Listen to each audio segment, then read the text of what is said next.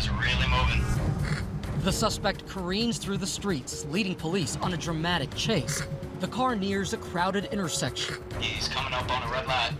I was at the light, and we heard helicopters, but I wasn't paying any attention to it. I heard somebody slam on their brakes, and when I looked up, the car was right behind me, and I was like, oh my God, he's fixing to hit us. He just wrecked out in the intersection.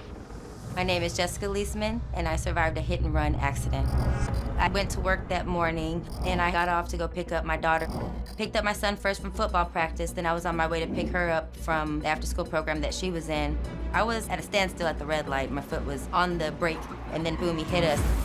The first thing that popped into my head was, oh my gosh, what's going on? I didn't have any idea why someone would run into me that hard. I just jumped out to see what was going on. The rage that flew inside my body from how hard that impact was, the fact that we were at a red light, the speed limit on that street is 40 miles per hour, and you're not gonna make that hard of an impact going 40. It made me really angry. In the van with Jessica is her friend and her 13-year-old son. This mom wants answers from the driver who hit them. He was trying to get out of the car. I had ran and kicked the door closed, and he immediately opened it back up, and I'm screaming at him. I'm like, what were you effing thinking? What's wrong with you? Why would you be going that fast? And you could have killed my son. You could have killed us. What's wrong with you? His eyes were just big and wide open, and he was looking for somewhere to run. I said, he's fixing to run. He's fixing to run. I was gonna chase him down to try to make him be accountable for his actions. I had absolutely zero fear anywhere in my body. And then he tried to take off, and I grabbed his overalls. I had a really good grip, and he wasn't gonna get anywhere. Wherever he was gonna go, I was gonna go with him.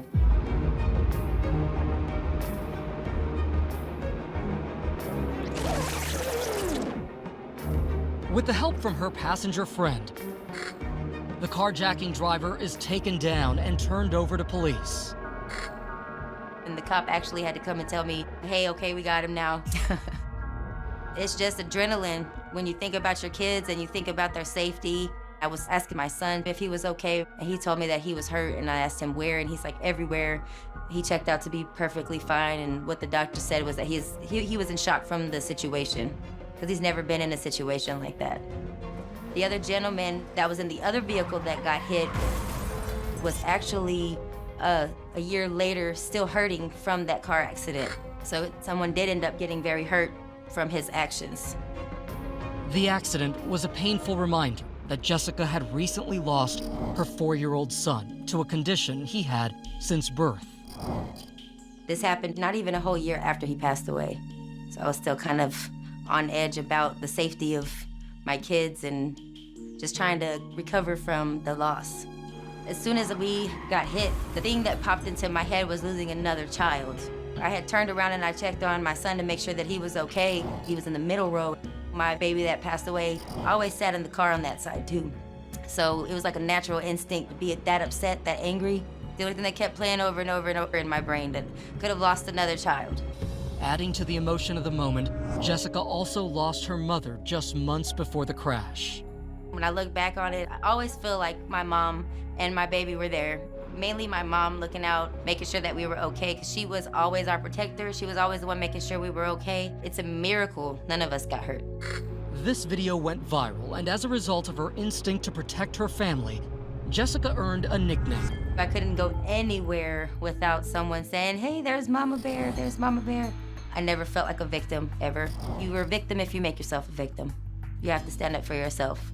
Every person has it in them to overcome any situation. You just have to believe in yourself, be strong for yourself first, and you will get through whatever. The positive part was always shown, but there was also a lot of negative backlash. I had a lot of people threatening me, making Facebook hate pages, all kind of things, and that part right there scared me, and I didn't want to be involved with it anymore. Because I kind of was like just put in the situation. It wasn't something that I expected to happen, and it drug out too far. And I guess the negative part of it got me more than the positive part did, because I don't like to be seen in a negative light. And I didn't never feel like I was a hero of any sort, because I didn't know that the guy was being chased by the police or that he stole a car or anything like that. And my reaction was just like a fight or flight. Are you gonna run from it or are you gonna fight? Stand here and fight. And I guess that's just what happened that day.